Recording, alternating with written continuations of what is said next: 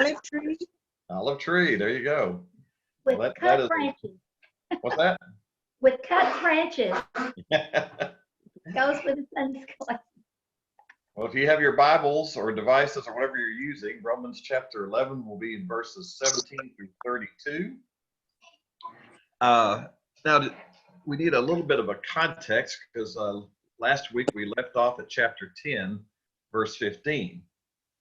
And when you look at those verses that come after 10:15, verses 16 through 21 tell us about how both Isaiah and Moses prophesied how Israel would reject the Messiah, which would open the door to the Gentiles, which is exactly what happened.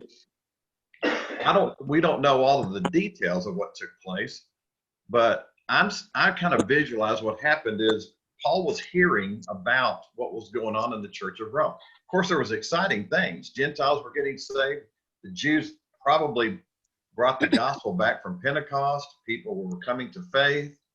And just like with any Christians, you know, you start off and you're like, wow, I'm experiencing the grace of God. This is wonderful.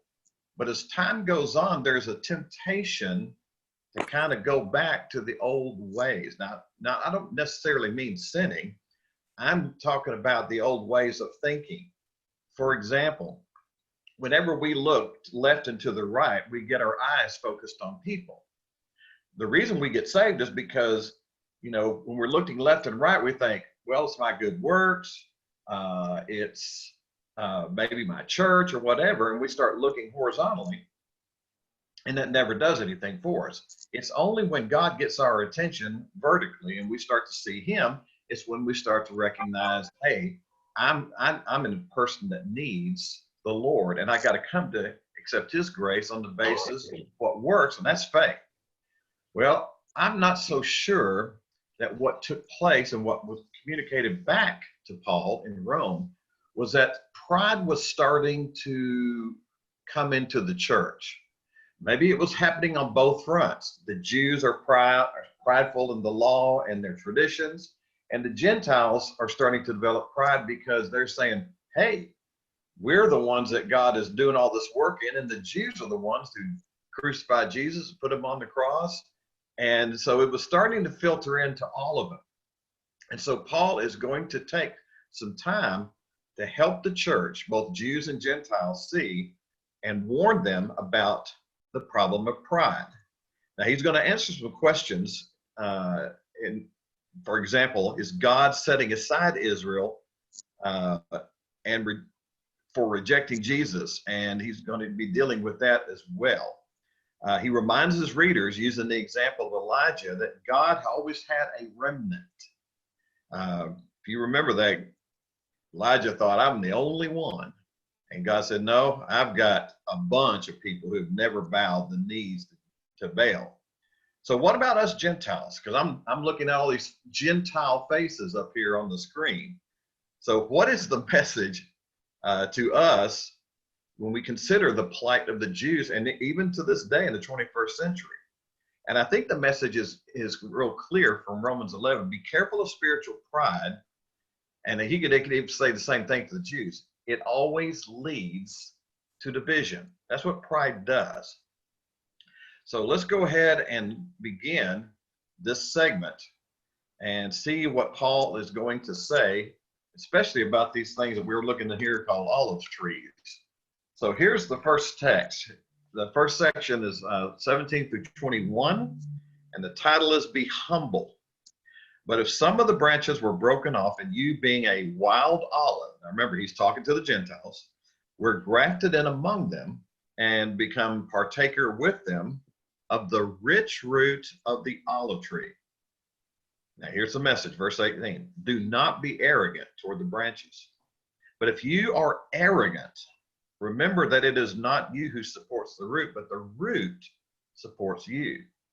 You will say then, branches were broken off so that I might be grafted in. Well, verse 20, quite right. They were broken off for their unbelief, but you stand by your faith. Do not be conceited, but fear. See, fear is always a vertical thing. For if God did not spare the natural branches, he will not spare you either. All right. Verses 17 through 24 is a warning against Gentile pride and arrogance because, well, Israel's rejection and their being grafted in. Now, this picture of the olive tree, we've got to be careful not to press the details of it. For example, typically it was not a natural tree that a wild branch was put in. It was the opposite.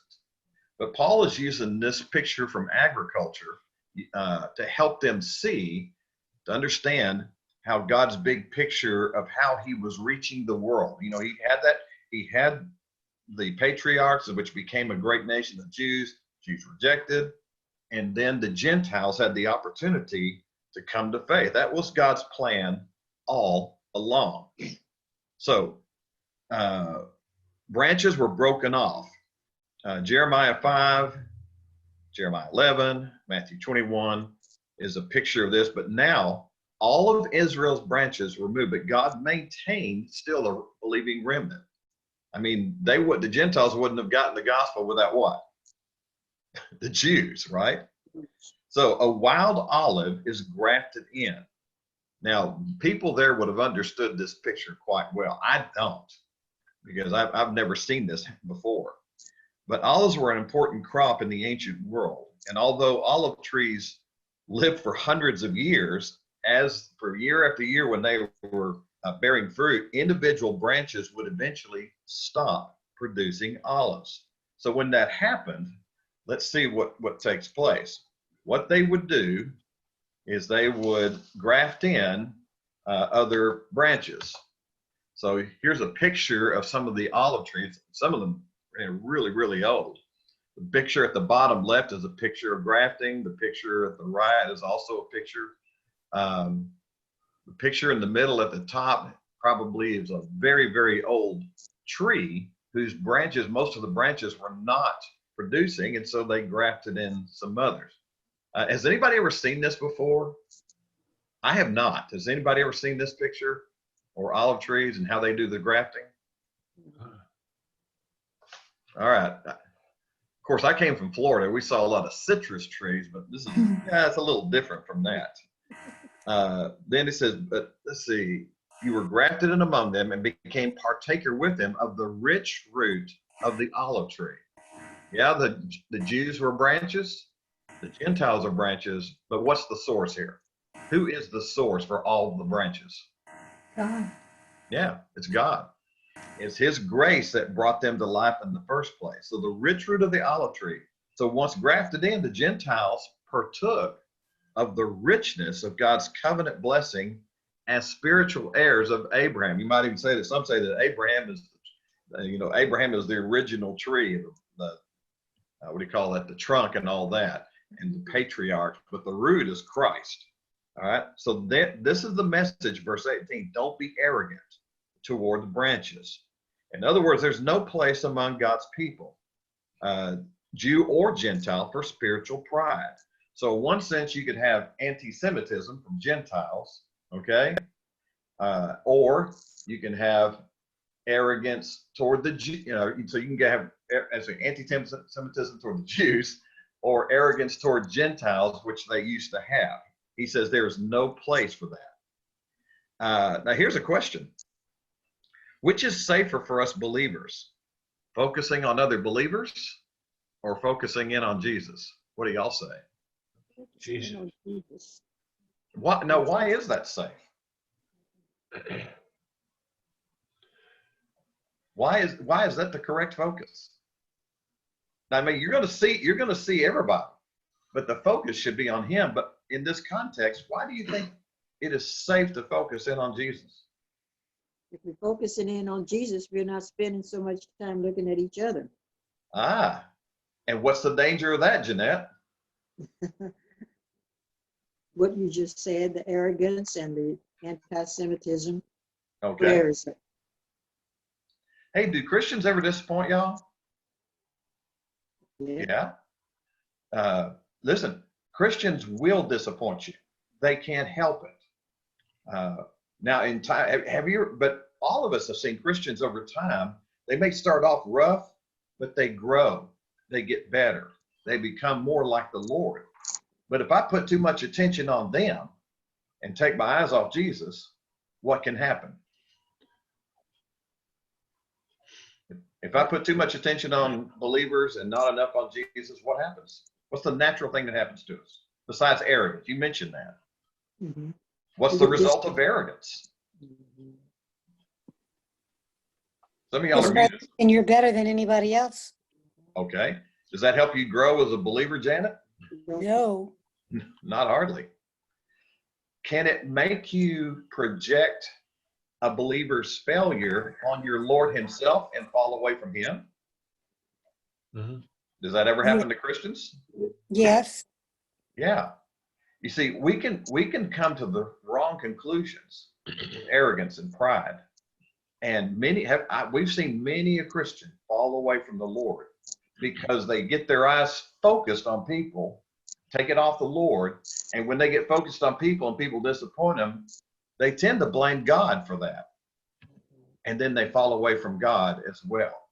Pastor Jimmy, Yes. even if you don't fall away from God, arrogance in a person's life will cause him, well, if I'm better than you, why should I serve, or why should I present the gospel to you? All right. It makes me, or it makes a person not want to do that, or not look to do that, to present the gospel to other people. You just put your thumb on something big. Simply because I feel I'm better than them. So does that make you a poor servant? Absolutely. You don't want to serve the Lord. Yep. You don't want to serve people. You don't want to share the gospel. Hey, I don't have to share. Listen, if I'm arrogant, I'm elite. I don't have to do those things. I can just be in my own little corner, Mm-hmm. do my own little thing. So arrogance and pride is a very, very dangerous thing. So if I was going to give a summary of that whole picture, here would be my summary. Stay vertical. Always stay vertical.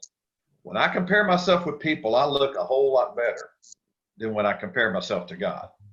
When I compare myself to God, it makes me a lot more humble and to say, God, thank you for saving me. I don't deserve that.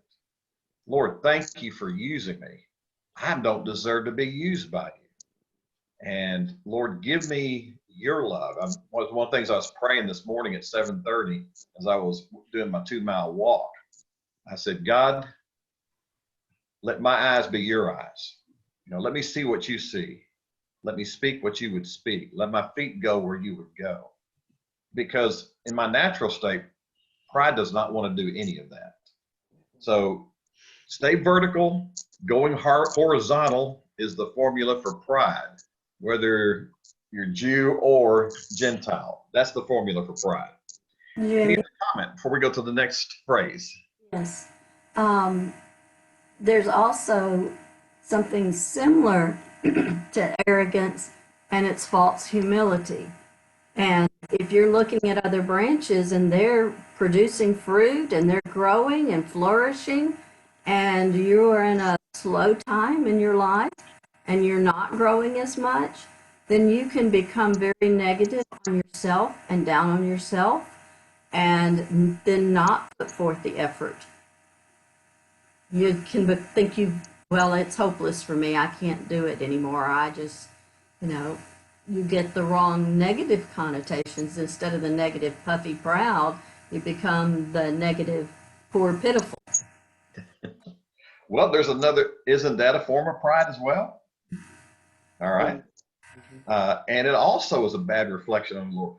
I'm this way, secretly back here, God, I'm this way because you made me that way. And I have unbelief. You cannot use me because I am too much of a failure. Man, that is arrogant.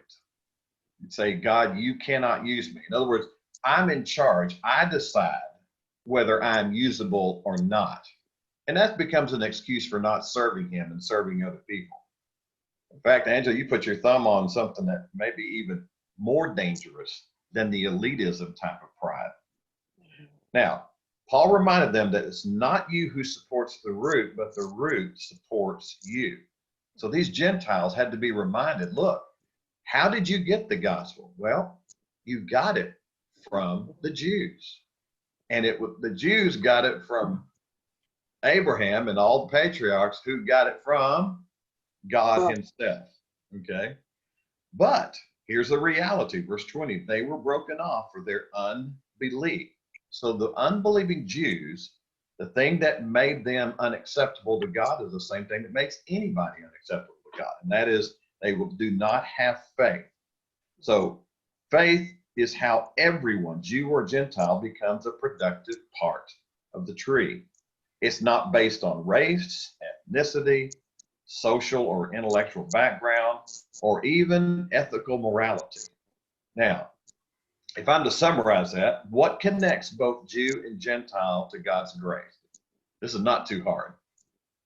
What attaches us, Jew or Gentile, to God's grace? What is it? Faith. Faith, that's exactly right. For by grace, we are saved through faith. So this is why Paul says down here, do not be conceited, but fear. 1 Corinthians 2, 2 Corinthians 13, God will judge the apostate church. We don't believe that. Look at Revelations chapters 2 and 3 and see what he says to churches who show lack of faith. Just as he will judge apostate Israel, Gentiles, remember this, you can't sit there and be judgmental yourself. All right, let's go on. Does anybody have anything to say before we go on to the next section? Dad, Yes. also you have to look back in some cases the way you were talking, John 15:5, when Jesus said, I am the vine, you are the branches, the one who remains in me and I in him produces much fruit, because you can do nothing without me. You can't have a vineyard without a producer, and you can't have yourself, and you can't grow yourself if you don't have the Father. So just Wow. That bites, doesn't it? yeah. It bites hard against pride, doesn't it? Mm-hmm. But good word, Jessica. All right. Let's go on to the next one, the next section. This is called Be Thankful.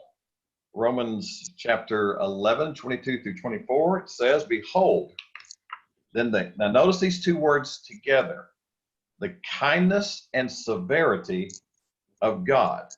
To those who fell, severity, but to you, God's kindness, if you continue in his kindness. Otherwise, you also will be cut off. And they also, if they do not continue in their unbelief, will be grafted in. For God is able to graft them in. For if you were cut off from what is by nature a wild olive tree, and then grafted contrary to nature into a cultivated tree, how much more will those who are the natural branches be grafted into their own tree? All right. The reason I picked this picture that along in the background is this. Does it seem interesting that kindness and severity are in the same picture at the same time? And that balance scale is a reminder that those two things do go together. Now, how is that possible? Well, the easiest way for me to talk about it is this. God's attributes always work in harmony. Kindness is not the opposite of severity. Kindness is what he gives toward us who are sinners. But is God kind toward sin? What do you say? No. He is not kind toward. He is severe against sin. So he is kind toward his people, but he is severe toward sin. And you put those two together, you got the right picture of God. Hey, here's a question. Would it be kind of God to leave you in your sin? It would be justified, but not. What's that, Johnny? He would be justified, but not kind. Yeah. How would you like to go to heaven, Johnny, where sin is still allowed? Would that be very kind? No. No. No. Because you wouldn't be getting God's best. God's best is demonstrated by his kindness. And God's severity is focused on sin, the very thing which is not a part of his nature. This is why we can be thankful. So these two things work in harmony. Thus, unbelievers who hold on, now here's the thing. Unbelievers, Jew or Gentile, who hold on to sin will be treated severely because their life is represented by sin. They have not been forgiven of it, and they will be treated severely. That's what hell is all about, is God's severity towards sin.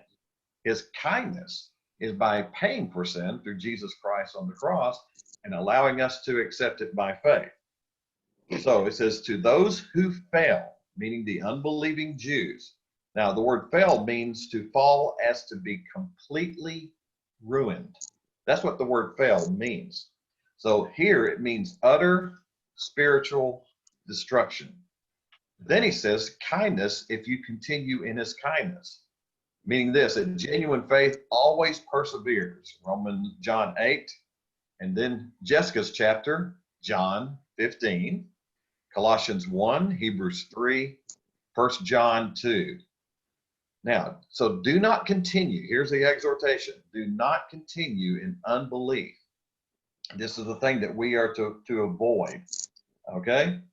And if they were cut off from what is by nature of wild idolatry and then grafted contrary to nature and cultivated idolatry, how much more will those who are the natural branches be grafted into their own olive tree?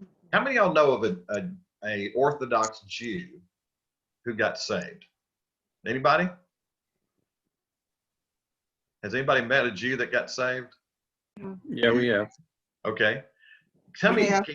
what are some characteristics of Jews that get saved? What do you notice about them, Lonnie and Chris?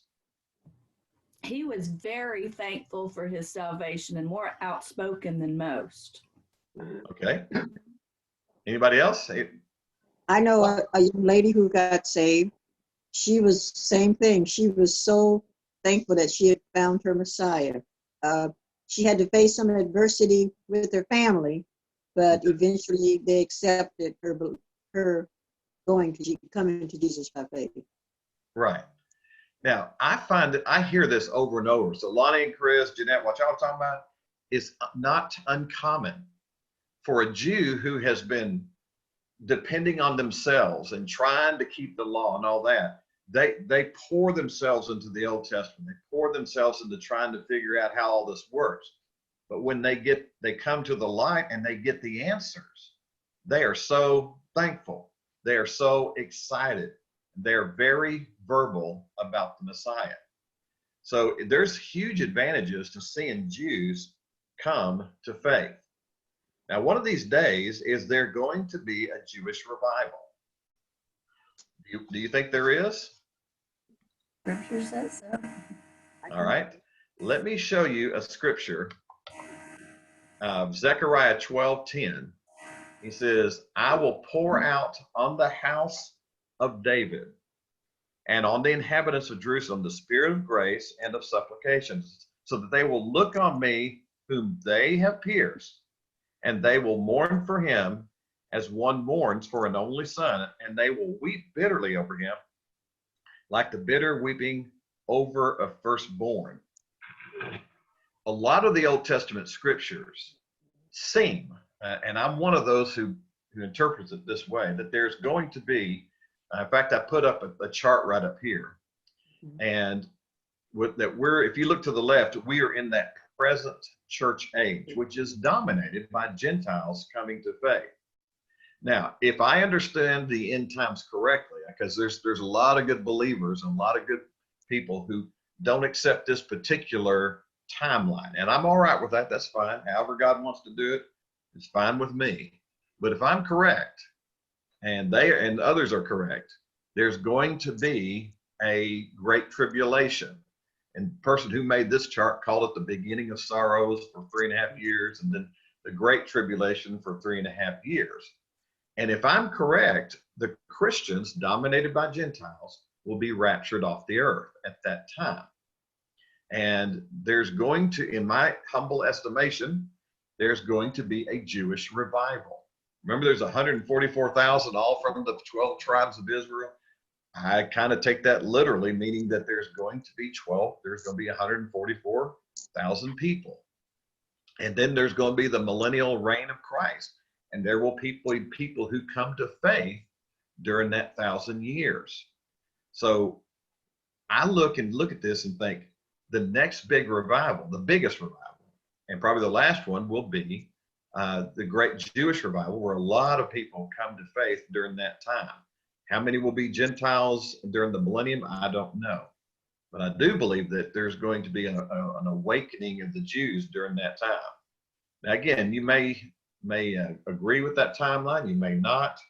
I'm not going to lose any sleep over it, because if I'm wrong, it's okay. I just know Jesus is coming back again.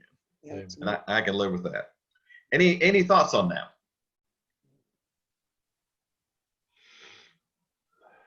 Going once? Going twice? All right. Well, let's move on then to the last segment. Oops. There we go. Be aware. Here's what it says. For I do not want you, brethren, to be uninformed of this mystery, so that you will not be wise in your own estimation, that a partial hardening has happened to Israel until the fullness of the Gentiles has come.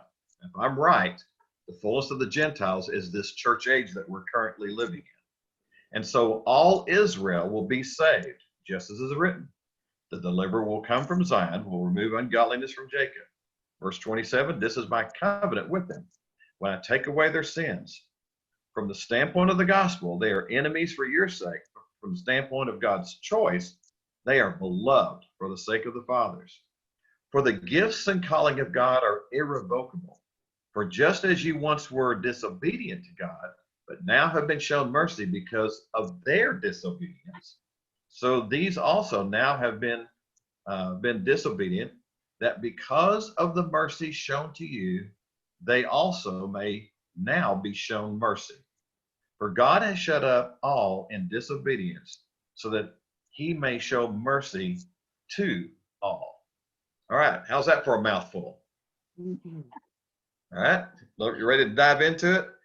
Yeah. He says, I want you not to be uninformed about this mystery. Now, what is a mystery other than Scooby-Doo and the Mystery Machine?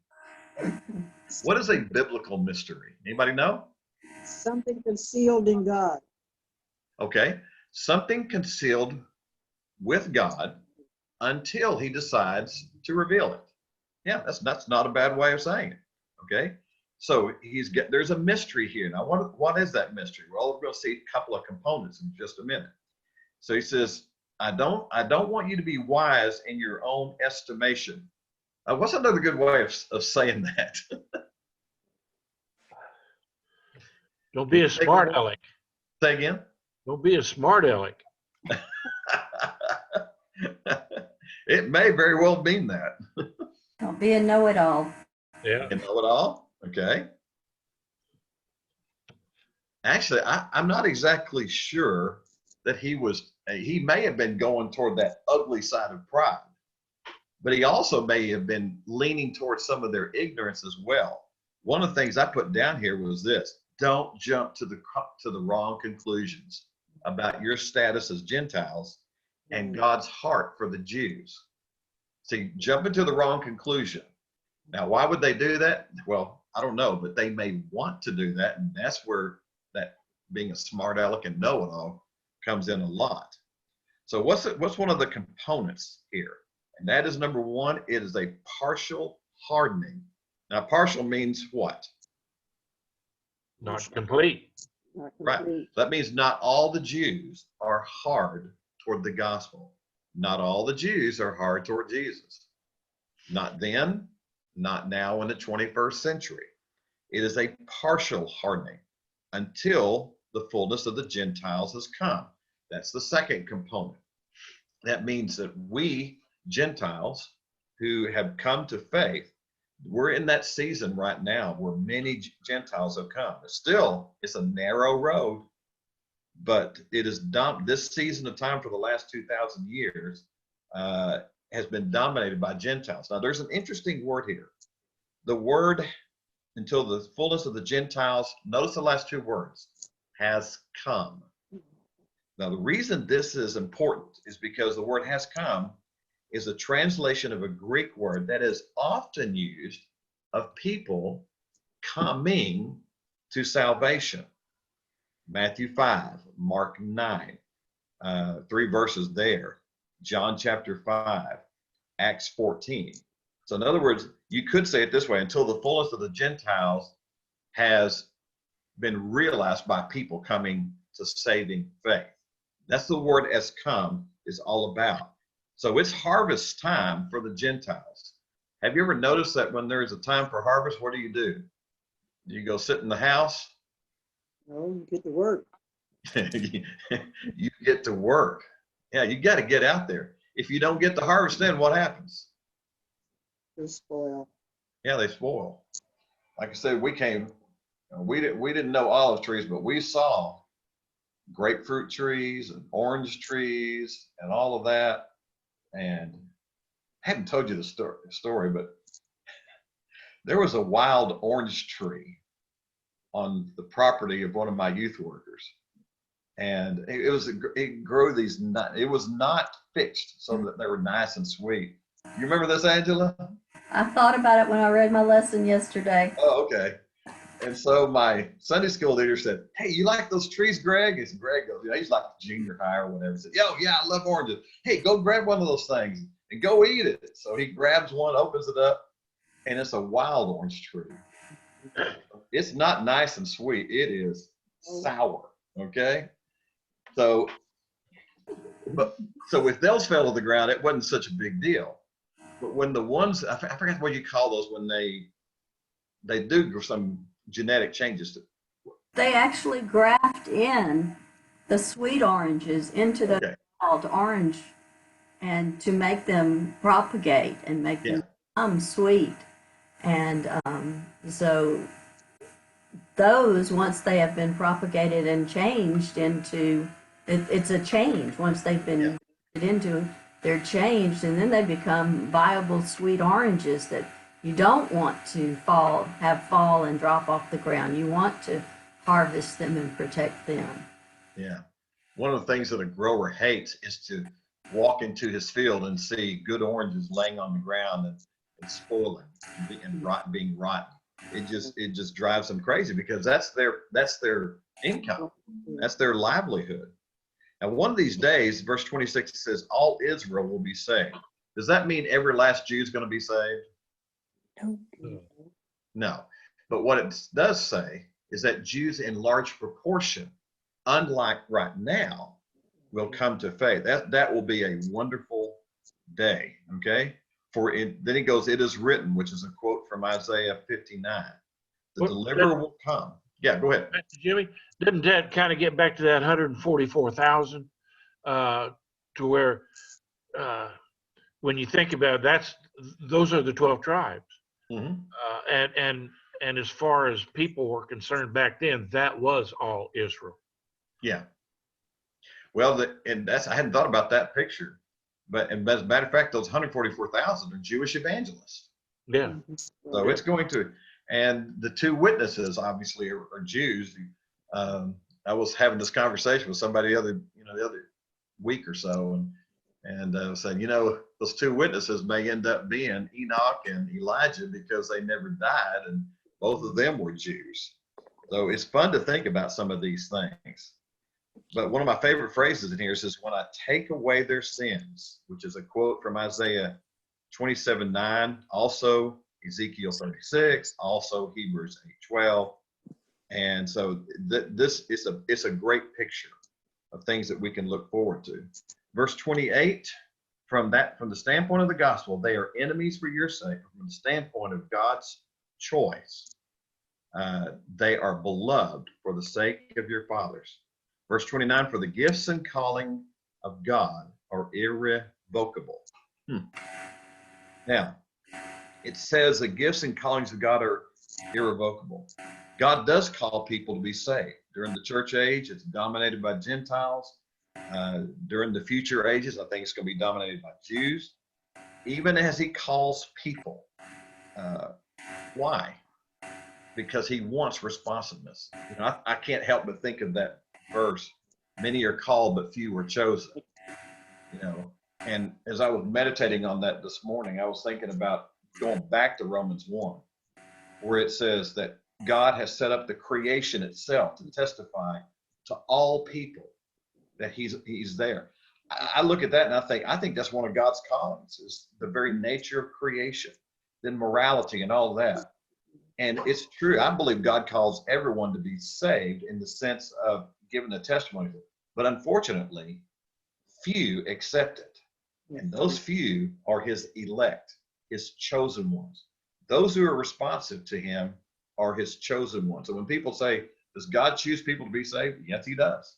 Oh, How do you explain all that? Well, I'm giving you one possible explanation, that he knows the responsiveness of people who are going to do that. Now, there's different opinions about that, and I understand that, and I respect them. But God has given us everything from creation to the scriptures, all of these things to help us.